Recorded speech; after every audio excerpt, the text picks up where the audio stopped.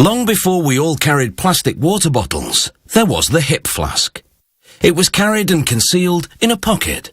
But unlike the water bottle or the earlier canteen, the flask was used for carrying a very different kind of refreshment. Lashings of your favourite tipple. In the early 18th century, the sophisticated and well-to-do carried elegant flasks crafted from silver or pewter. But in today's world, flasks are generally given as gifts, typically engraved with monograms or messages. Pewter is an ideal metal for flask making because it's so malleable. The manufacturing begins with a sheet of raw pewter that's about 2 millimeters thick. A guillotine cutter slices a rectangular starting piece, which is called a blank. The blank is laid onto a copper plate, which has the flask's decorations on it in raised form.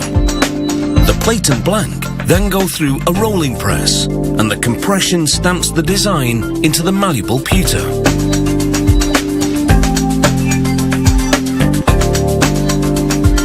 The decorated blank goes into a hydraulic press, fitted with forming guys, and in a single strike, the blank is shaped into half a flask. A trim press clips off the excess pewter around the perimeter. Repeating the entire process produces the other half of the flask, and the two parts are soldered together. Some flasks are styled manually. A metalsmith heats the blank with a gas torch to make the pewter pliable, and then wraps it around a flask-shaped aluminium block.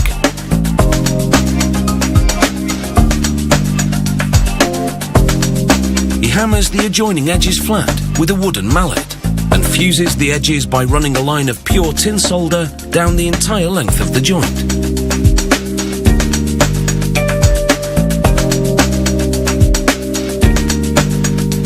On another press, workers stamp out pewter sheet rectangles which will complete the flask's shape. The metalsmith solders one rectangle to the top of the flask, then cuts it to the right shape.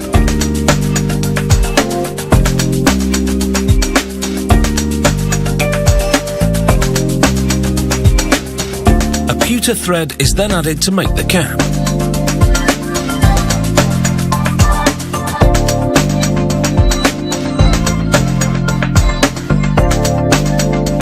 Before fusing another rectangle to the bottom of the flask, the worker stamps it with the maker's mark and dabs the bottom of the flask in flux.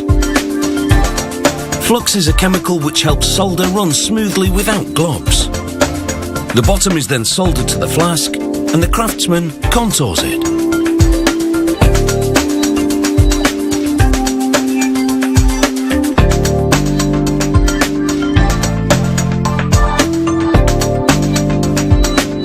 Next, he puts a drill through the cap thread and bores a hole for filling.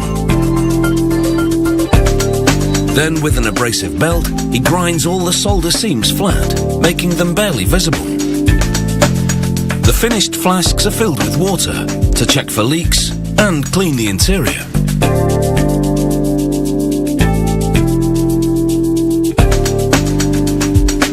Pewter caps are then screwed on.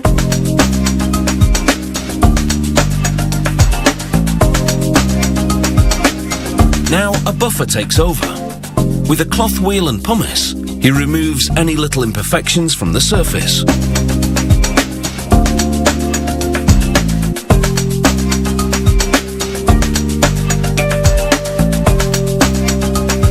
Once the buffing's complete, the flasks go through a wash cycle to clean off pumice residue. Now the finishing touch.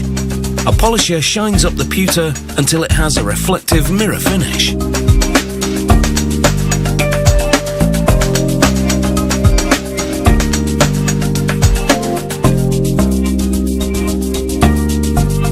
The flask is then emptied of any water that's still left inside, readying it for its new role. No longer concealed under clothing ready for a crafty sip of something, these modern-day pewter flasks are meant to be seen and treasured.